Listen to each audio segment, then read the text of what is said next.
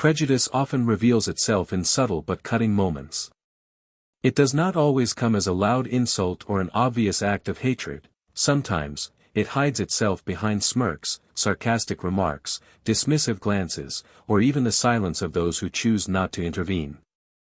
On that flight, when the black CEO took his seat in business class, the prejudice wasn't shouted at him, it came in the form of mocking whispers, raised eyebrows, and a tone that carried disbelief, as if someone like him didn't deserve to be where he was. These moments are often more painful than direct attacks, because they try to strip away a person's dignity without ever openly admitting to discrimination. The passenger's mocking wasn't just about questioning his right to sit in business class, it was about questioning his entire identity, his success, and his worthiness. When we think about prejudice, we often picture extremes, but the truth is that it thrives in these subtle gestures. A mocking laugh or a doubting question can communicate volumes of contempt. For the CEO, a man who had likely worked tirelessly to rise to such a position, this was not the first time he faced such treatment. The mocking carried a hidden message: no matter how high you climb, some will always see you through the lens of their own bias. It wasn't just about one seat on a plane, it was about centuries of stereotypes and barriers condensed into a single humiliating encounter. The sting of prejudice lies in its persistence, it refuses to fade even in spaces where equality should be unquestionable. The scene on the plane also showed how prejudice thrives on assumption. The mocking passenger assumed that the CEO didn't belong because he didn't fit the narrow image of who should be in business class. This assumption wasn't based on evidence, but on stereotypes about wealth, success, and skin color. Such assumptions reveal how prejudice is not merely ignorance, but a learned behavior that is reinforced by society's invisible rules about who belongs where. The CEO's very presence was enough to challenge those rules, and instead of accepting it, the passenger chose to ridicule it. This ridicule was his way of reasserting control, of trying to push the CEO back into the place he believed he should occupy. But subtle prejudice is more dangerous than open hostility, because it is easier to deny. If confronted, the mocking passenger might have brushed it off as a joke, or claimed it was harmless. Yet the impact of those words and gestures is real. They leave scars not because they shout loudly, but because they echo silently in the mind of the victim. They remind people of the invisible walls society still erects around them, no matter how far they have come. In many ways, the silence of bystanders makes these moments worse. If others in business class heard the mockery but chose not to intervene, their silence became complicity. Prejudice does not survive because of the strength of a few hateful voices, it survives because too many people remain quiet when those voices speak. The CEO's experience on that plane was a magnified version of what countless people of color face daily. At board meetings, in high-end restaurants, at luxury stores, and even in academic spaces, prejudice appears not in outright denial but in subtle signals that say, "You don't belong." These signals come in the form of being questioned, doubted, second-guessed, or mocked. They come as reminders that equality is still unfinished, that no matter the level of achievement, bias finds a way to belittle and dismiss. For someone who has dedicated years to hard work, the humiliation of being mocked in a public space like that plane is not just about the insult, it is about the reminder that his humanity is still subject to judgment. What makes such subtle prejudice so painful is that it forces its targets to decide how to respond. Should they defend themselves and risk being seen as aggressive, or should they stay silent and let the insult pass? For the CEO, silence could have been seen as weakness, but speaking out could have escalated the situation. That is the cruel trap of prejudice. It puts the burden on the victim to manage both the insult and the response. The passenger who mocked him had no such burden, he acted freely without considering the weight of his words. That imbalance is what makes prejudice a silent form of violence. And yet, in that moment, the mockery also revealed more about the passenger than it did about the CEO. Prejudice always exposes the insecurity of the one who carries it. By mocking the CEO, the passenger revealed his inability to accept that success can exist outside his narrow worldview. He exposed his own fear of equality, his discomfort with sharing privilege, and his deep-rooted belief that seats of power, wealth, and luxury are reserved for a specific group. The prejudice on display was not a reflection of the CEO's worth, but of the passenger's weakness. It showed that no matter how subtle, prejudice is never harmless. It diminishes the dignity of the one who gives it more than the one who receives it. True leadership shows in how one responds under humiliation. It is easy to appear strong when the world applauds you, when respect is offered freely, and when every step feels like a victory. But the true test of character comes in the moments when dignity is stripped, when respect is denied, and when a person is forced into the uncomfortable spotlight of injustice. On that flight, when the black CEO was mocked and belittled by a passenger, the entire cabin silently waited to see how he would respond. Some may have expected anger, others silence, and perhaps a few anticipated that he would retaliate with the same cruelty shown to him. Yet the response of a true leader is never about sinking to the level of the aggressor, it is about rising above with poise and wisdom. Leadership in such moments is not measured by titles, wealth, or status. It is measured by the ability to maintain composure when humiliation presses heavily on the heart. The CEO understood that his response would not just be about defending himself, it would speak to everyone watching. Every eye in that business-class cabin was fixed on him, and whether he wanted to or not, he had become a symbol. His words, his tone, even his silence carried weight. True leadership requires recognizing that even in personal trials, one's behavior can set an example for others. He knew that he was not just responding as an individual, but as a representative of every person who has ever been told they do not belong. Humiliation is a fire that can consume or refine. A lesser man might have let the fire consume him, lashing out, trading insult for insult, giving the mocking passenger the satisfaction of seeing him lose control. But a leader allows the fire to refine him, using the sting of humiliation as fuel for dignity. When he chose to respond not with anger but with calm authority, the atmosphere of the cabin shifted. His words carried strength not because they were loud, but because they were steady, measured, and rooted in self-respect. That is the power of leadership under humiliation, it transforms a moment of shame into a moment of honor. In every act of humiliation, there is a temptation to defend oneself in ways that feel immediate and satisfying. But true leadership looks beyond the moment. It sees that retaliation may bring a brief victory, but dignity brings a lasting one. The CEO's restraint showed that he understood the difference between reaction and response. A reaction is impulsive, born of wounded pride, a response is thoughtful, born of wisdom. His choice to respond with grace did not make him weaker, it made him stronger. It placed the burden of shame back on the shoulders of the one who mocked him, exposing the smallness of the insult compared to the greatness of his character. Humiliation also tests whether a leader values external validation or internal strength. The mocking words were meant to diminish him, to strip away the external symbols of his success, the luxury seat, the suit, the prestige. But what the passenger could not touch was the internal foundation of confidence and resilience that the CEO had built over years of struggle and triumph. True leadership understands that respect does not come from the approval of others, but from the integrity within oneself. No insult, no humiliation, no mocking voice can erase that foundation. The CEO knew that his worth was not up for debate, and by standing firm in that knowledge, he demonstrated to everyone watching that dignity is untouchable when it comes from within. There is also a lesson in how humiliation reveals the essence of both the victim and the aggressor. The CEO's response illuminated his strength, but it also exposed the weakness of the passenger. By staying composed, he created a stark contrast, his dignity against the other man's pettiness, his calm against the other man's cruelty.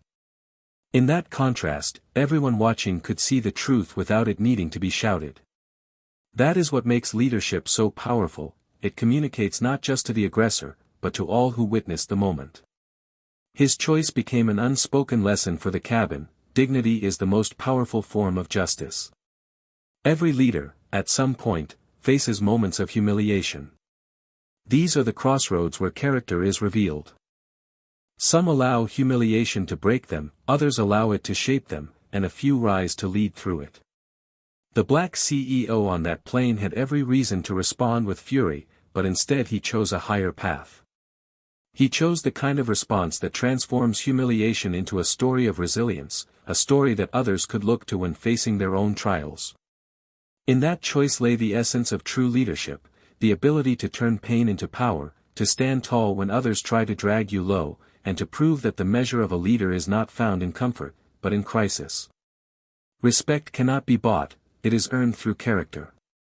The sight of a black CEO in business class might have unsettled the mocking passenger because, in his narrow view, respect is tied to wealth, status, and appearances. He assumed that expensive seats, luxury privileges, or power automatically command respect, and he could not reconcile that a man he prejudged did not only belong there but had earned his place through determination and merit. But the truth is that money, position, or a title may buy access to elite spaces, yet they do not guarantee genuine respect. Respect arises from the way a person carries themselves, how they treat others, and the values they embody in the face of adversity. The CEO understood this distinction deeply. He knew that his achievements, his years of education, his professional victories, his seat in the corporate world, had earned him recognition, but recognition is not the same as respect. Recognition is external and often fleeting. It can be granted one moment and snatched away the next by bias, jealousy, or arrogance. Respect, however, is internal and lasting, built steadily through consistent character and unwavering integrity. That is why, even when mocked, he did not need to prove himself with loud words or boastful displays. His calm presence alone was enough to speak volumes, because true respect is always grounded in conduct, not possessions. The mocking passenger failed to understand this truth. He believed that because he could belittle the CEO in front of others, he could strip away his dignity and claim superiority. But superiority built on arrogance collapses quickly when exposed to the strength of genuine character. By refusing to descend into the pettiness of his aggressor, the CEO revealed the emptiness of the passenger's mockery. It became clear to everyone watching that respect was never his to give or take. It resided in the CEO himself, and no insult could remove it. In society, people often confuse fear or envy with respect. Some demand obedience by flaunting wealth or power, mistaking the silence of others for genuine admiration. Yet what they hold is fragile and temporary. Once the wealth disappears or the power shifts, the fear vanishes, and with it, the illusion of respect. A man of character, however, earns respect that outlives circumstances. People remember not how much he had, but how he carried himself when challenged. The CEO on that plane embodied this lesson in real time. His composure was not for sale, and his dignity was not dependent on whether others approved of him. He had earned respect long before he sat in that business class seat, and his response under fire only deepened it. Respect earned through character has another quality: it inspires. The passengers who witnessed the scene were not impressed by wealth, titles, or luxury, they were moved by how he chose to act when mocked. His restraint inspired admiration, because it showed strength without cruelty, authority without arrogance, and resilience without bitterness. That kind of respect spread silently, reaching far beyond the moment. Long after the flight landed, people would remember not just what was said but how he stood tall in the face of humiliation. That memory becomes a story shared, a lesson retold, and a standard for others to follow. What the incident revealed is that respect is not about where you sit but how you rise. A person seated in the highest class may still be small if their character is shallow, while someone seated with humility carries greatness no money can buy. The CEO's seat in business class was a symbol of his success, but his real power came from the character that shone when he was challenged. By maintaining his dignity, he reminded everyone that respect is not tied to the space you occupy but to the spirit you embody. The mocking passenger's attempt to strip him of respect had the opposite effect: it magnified it. Because when arrogance confronts humility, when cruelty collides with composure, and when mockery meets grace, people naturally gravitate toward the one who displays character.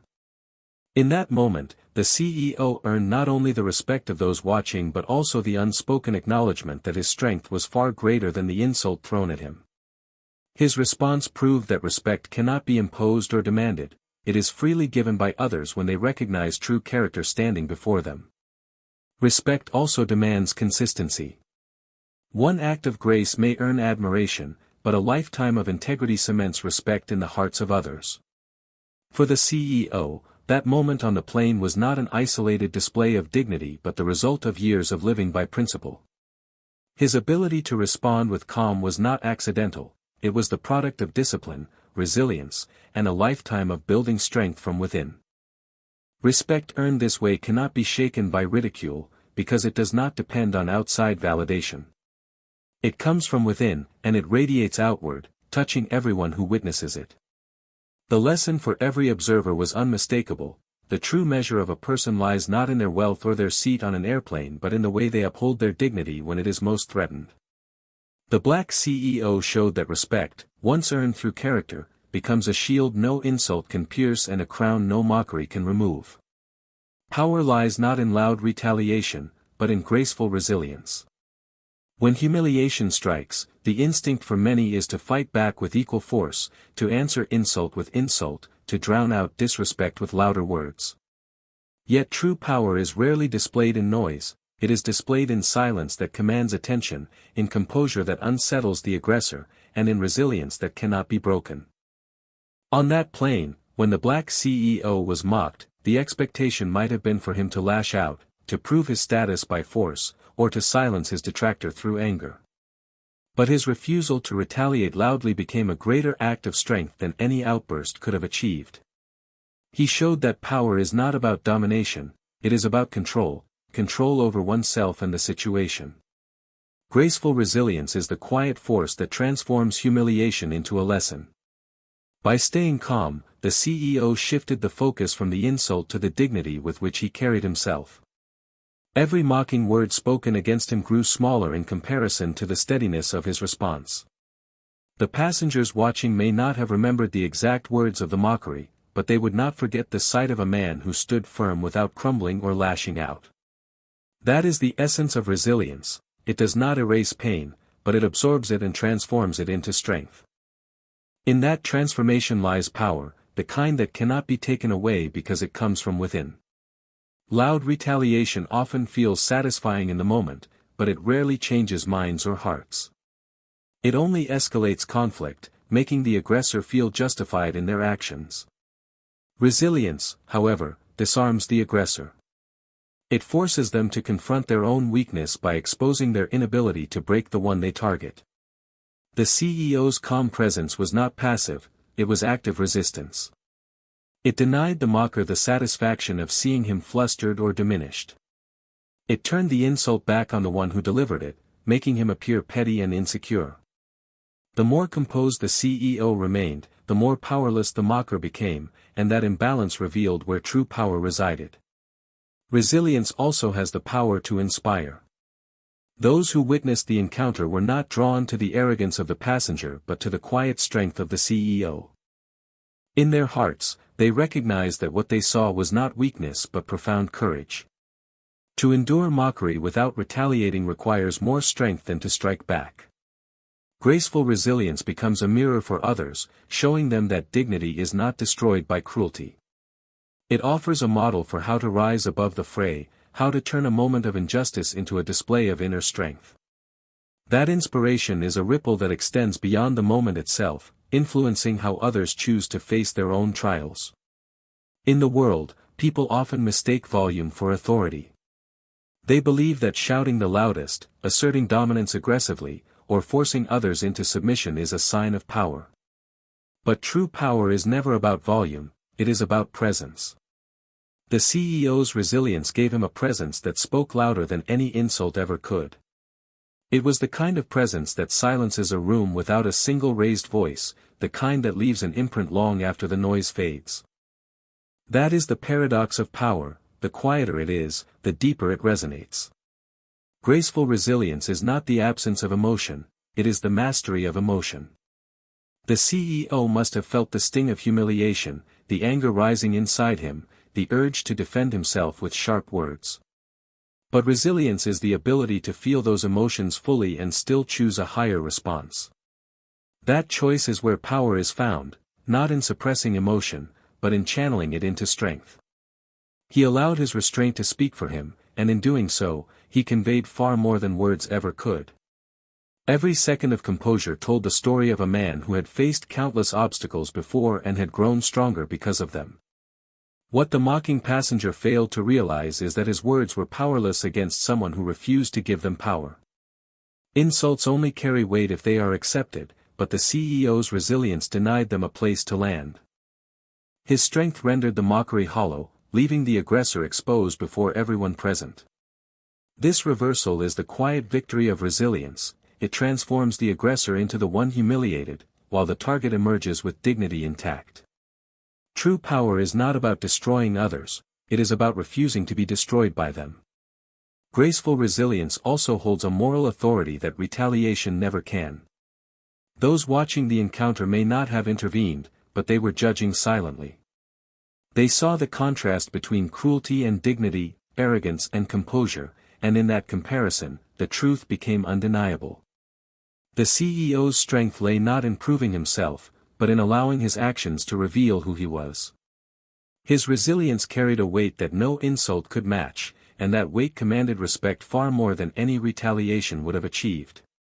In every sphere of life, from boardrooms to classrooms to ordinary conversations, power will always be tested. Some will try to provoke, to diminish, to mock. But the greatest power is shown not in how forcefully one responds, but in how unshakably one stands. The black CEO's response on that plane became a reminder that resilience is not passive surrender, it is active strength. It is the ability to endure the storm without being broken by it, to stand calm while others falter, and to prove that power is never about noise, it is about the quiet certainty of dignity that cannot be taken away. Justice has a way of silencing arrogance. In the moment when the mocking passenger believed he held the power, when his words carried ridicule and his smirk carried superiority, it seemed as though he had the upper hand. But arrogance is always short-lived, because justice moves quietly until it suddenly makes itself known. On that flight, the balance began to shift the instant the truth about the black CEO's identity and accomplishment started to surface. What was meant to belittle him became the very stage on which his dignity, success, and rightful place were revealed. Justice, in its subtle way, turned the spotlight away from the mocker and onto the man he tried to humiliate, exposing the hollowness of arrogance for all to see. Arrogance thrives on assumptions, on the belief that one can look at another person and decide their worth. The mocking passenger assumed that success, intellect, and leadership came packaged in a particular appearance, background, or skin color. But justice has a way of unraveling those assumptions in the most powerful way, by letting reality speak louder than bias. When the truth emerged, the same passenger who once mocked had no defense. His words, which once dripped with condescension, suddenly carried no weight. The arrogance that once felt so strong dissolved instantly in the presence of undeniable fact. Justice doesn't need to shout, it simply reveals what was always true, and in that revelation, arrogance is left with nothing to stand on. The silence that follows justice is different from any other silence. It is not the silence of apathy or avoidance, but the silence of recognition, the collective pause when people realize they have witnessed arrogance collapse under the weight of truth. On that flight, every passenger who had seen the mockery unfold also saw the reversal. The man who was ridiculed stood taller than ever, not because he demanded respect, but because justice placed it at his feet. The man who ridiculed shrank smaller, not because anyone punished him openly, but because his own arrogance had betrayed him. Justice often does not require external force, it allows arrogance to undo itself. The most striking thing about justice is that it often arrives in ways the arrogant least expect. The passenger likely thought he was in control, that his mocking comments would go unchallenged, that others might even join in his laughter or quietly agree with his assumptions. But justice works differently. It does not rely on numbers or temporary approval, it relies on truth. And truth, when revealed, carries a weight arrogance can never match. No matter how loud arrogance speaks, it cannot silence truth. The moment others realized who the CEO truly was, a leader, a man of influence, a man whose very presence in that seat was earned, arrogance had no voice left. Justice also holds a moral mirror. When arrogance is exposed, it forces not only the aggressor but also the bystanders to reflect on what they witnessed. The passengers on that plane were reminded that judgment based on prejudice is not only wrong but fragile. They saw how quickly arrogance can turn into shame when faced with truth. That silent lesson traveled deeper than any spoken correction. It taught that arrogance may strut for a moment, but justice ensures it never lasts.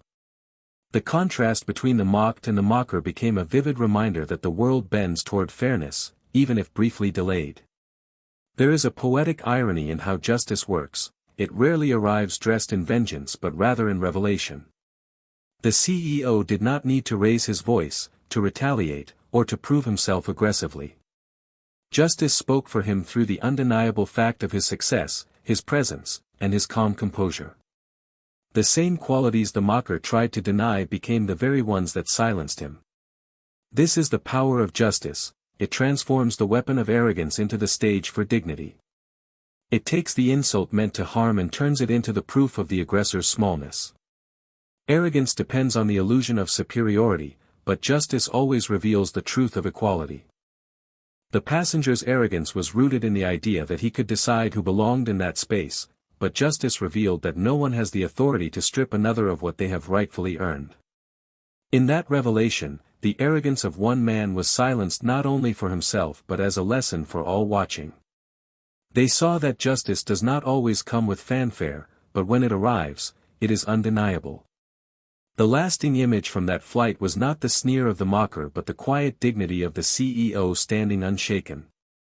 That image became the embodiment of justice, the reminder that arrogance, no matter how loud, cannot outlast truth. The passengers who observed it carried home not only the memory of the insult but more importantly the memory of its collapse. Justice had silenced arrogance in a way no argument ever could, leaving behind a silence that spoke louder than any words. Stories of bias remind us why equality must never be compromised. Each act of prejudice, no matter how small or seemingly insignificant, is a reminder that inequality is not just a relic of the past but a living reality that continues to shape lives. The incident on the plane, where a black CEO was mocked for daring to sit in business class, was not just about one man or one insult. It was a reflection of a much deeper problem, the persistence of bias that still dictates how people are seen, judged, and treated. Moments like this expose the fragility of progress, showing that while laws may change and opportunities may expand, the mindset of inequality still lingers beneath the surface. They remind us that equality cannot be treated as optional or conditional, it must be guarded fiercely and defended in every space where it is threatened. Bias, in its many forms, thrives when it is ignored. The mockery on that flight might have seemed like just a careless remark to some, but to others, it was a sharp reminder that bias is never harmless. Every biased action carries a message that some people are considered less deserving of dignity, respect, or opportunity. That message seeps into the fabric of society, reinforcing divisions and perpetuating injustice. The story of the black CEO illustrates why it is not enough to simply condemn blatant acts of discrimination. We must also challenge the subtle, everyday expressions of bias that often go unchecked. These small moments accumulate, and together, they shape the experiences of countless individuals. Equality must be upheld not just in principle but in practice. It is easy to say that everyone is equal, but true equality is tested in real-life encounters, in the way strangers treat one another, in the assumptions people make, and in the opportunities people are given. The CEO had achieved a level of success that few ever reach, yet even his accomplishments could not shield him from bias. If someone at his level could be mocked and doubted, what does that mean for those who are still climbing, those who do not yet have titles or wealth to give them credibility in the eyes of others? His experience becomes a reminder that equality cannot be partial or selective, it must extend to all, regardless of position or status. Stories like this also reveal the cost of silence. On that flight, many passengers may have heard the mockery but chose not to intervene. Their silence allowed the insult to linger, making the bias feel acceptable. This is why equality requires more than belief, it requires action. To compromise on equality is to allow injustice to spread unchecked. Each time people stay quiet in the face of bias, they create space for it to grow stronger. The reminder here is that equality is not just the responsibility of those who are directly targeted, it is the responsibility of everyone who witnesses injustice and has the power to respond. The Black CEO's story underscores the resilience of those who continue to fight for equality despite repeated encounters with bias. His calm and dignified response was not just about protecting himself, it became a powerful statement against the very bias that sought to demean him. It showed that equality is not merely about demanding fair treatment but also about embodying it, even when faced with humiliation. His story becomes a lesson for others, that while bias may persist, it can be resisted through strength, integrity, and a refusal to accept anything less than equal treatment. These stories of bias also remind us why progress must be measured not just by the successes of a few but by the experiences of the many. It is not enough to point to individuals who have broken barriers and assume that equality has been achieved. The CEO's experience shows that even those who break barriers still face prejudice.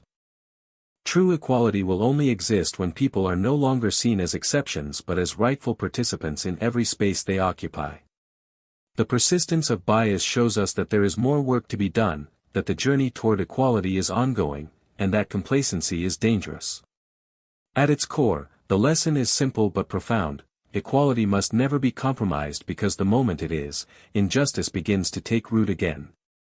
Stories like the one on that plane remind us that progress can be fragile, that rights and dignity must be defended constantly, and that the fight against bias is not just about individual victories but about reshaping the culture as a whole.